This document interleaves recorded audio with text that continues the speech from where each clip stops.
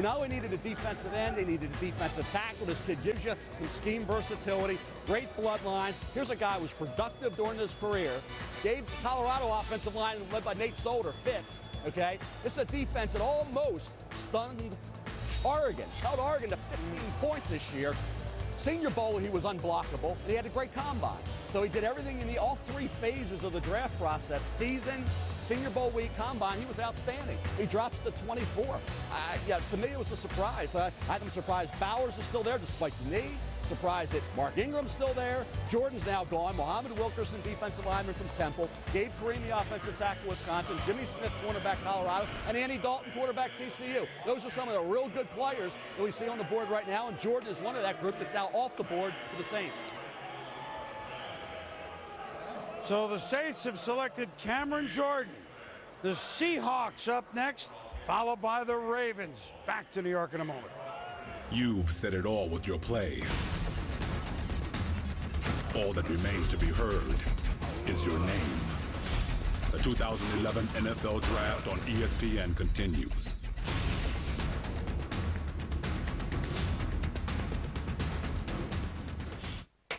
The new My Bud Light bottle. Now you can use a key or a coin to write your name, your number, or whatever you're into. It's the latest innovation in social networking. Here we go. Cash back with my credit card?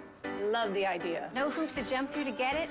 Even better. Not a big fan of hoops. That's why I have the Bank of America Cash Rewards credit card. We get 1% cash back on every purchase. There's no limit to the amount of cash back I can earn. And the rewards, yes, won't expire. Bank of America Cash Rewards. 1% cash back. No hoops to jump through. Nice and simple. just the way I like it. The refreshingly simple Bank America Cash Rewards credit card. Apply online or at a Bank of America near you.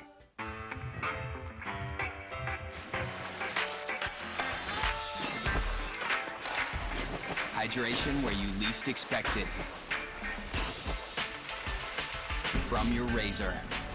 Schick Hydro. Water-activated gel hydrates your skin throughout each shave and lasts up to twice as long as ordinary strips, while 5 blades with skin guards smooth the skin to reduce irritation. Our best shave for your skin. Schick Hydro. Free your skin. It might be hard to believe that the new Focus can virtually park itself. Till you actually see it park itself. The all-new Ford Focus with class-exclusive active park assist.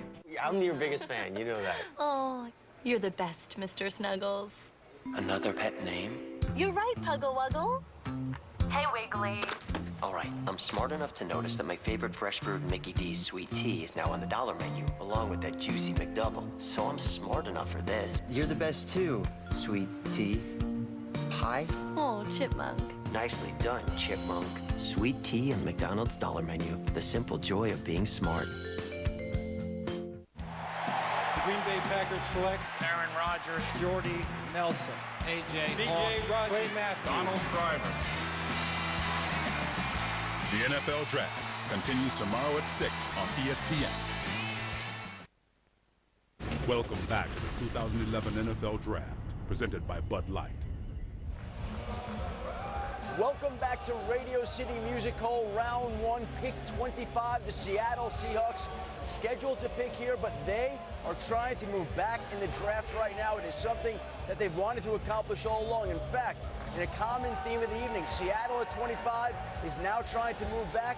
Kansas City at 27 is now trying to move back. And we've seen a tremendous run, not unexpectedly, on defensive linemen. So far, we've seen 10 defensive linemen go one short of the first-round record set in 2003.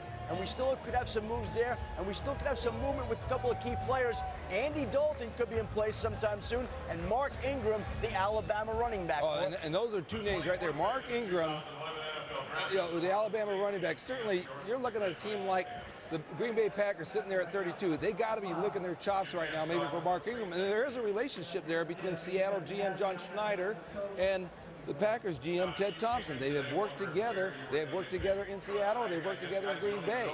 So that's a possible spot. And Andy Dalton, somebody that certainly is coveted, you know, and the Seahawks probably will take a quarterback at some point.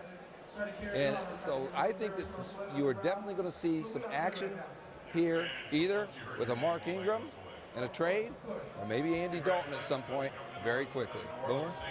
All right, fellas, thank you. So a thought, wither Matt Hasselbeck, Seattle.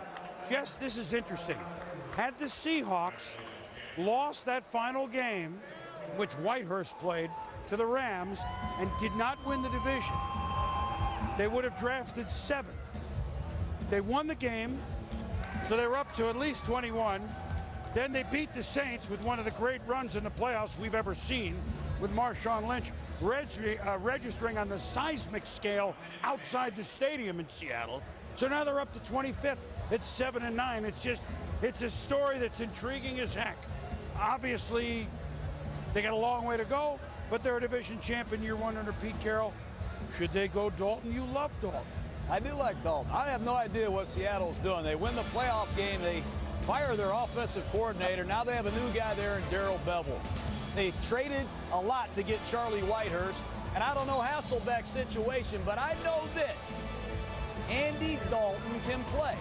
He's a sharp guy above the neck. He can handle a lot of football. Of all the young guys that are coming into the draft, I think this guy's experience can pay off for him. He's going to play quickly, I think, for somebody. I wouldn't be surprised if Seattle took him off the board here. I wouldn't be surprised if somebody traded up to get him, Mel.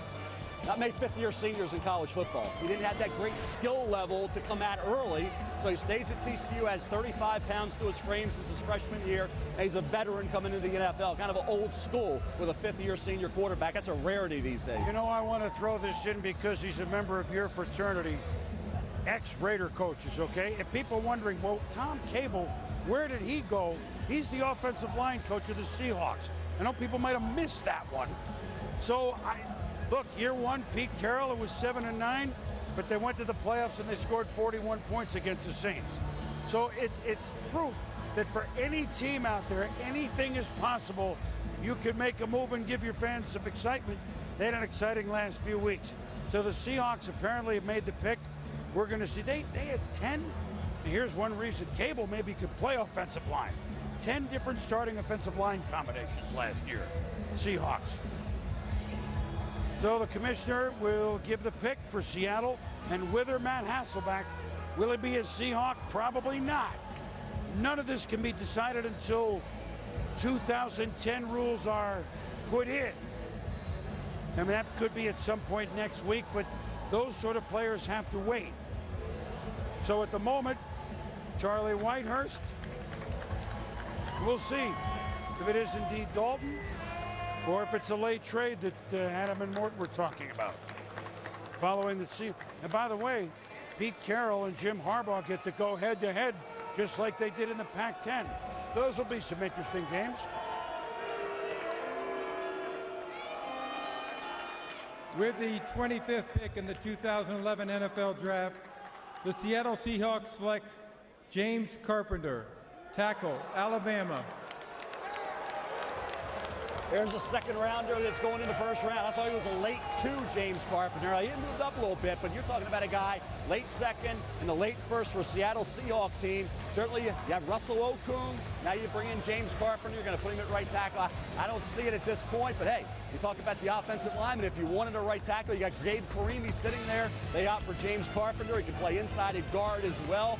I don't see a guard at this point. If you want the mauler, you take Karimi, you play him there. He can play right tackle. Carpenter to me as a left tackle did a solid job. He made a lot of progress this year. Certainly is a guy that had some upside potential. Was projected to be a mid to late 2. Again, you have some reaches every now and then. This is one of those. Doesn't mean he's not a good player. He had a nice career. He's finished strong. He improved. He graded out pretty well. But you're talking about projecting him inside. You got your left tackle last year in Russell Okung. You got some major offensive line problems because outside of Okung, you got nothing to speak of on that line.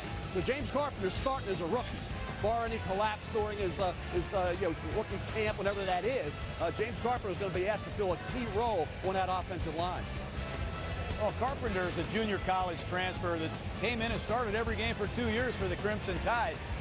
This is another guy that moved inside at the Senior Bowl and did an excellent job. I thought it was a different player. I thought Phil Taylor from Baylor, James Carpenter from Alabama really helped themselves in Mobile during that week. And Carpenter, you got to admit, every one of those practices and in the game, he proved he can go inside and be a good offensive guard.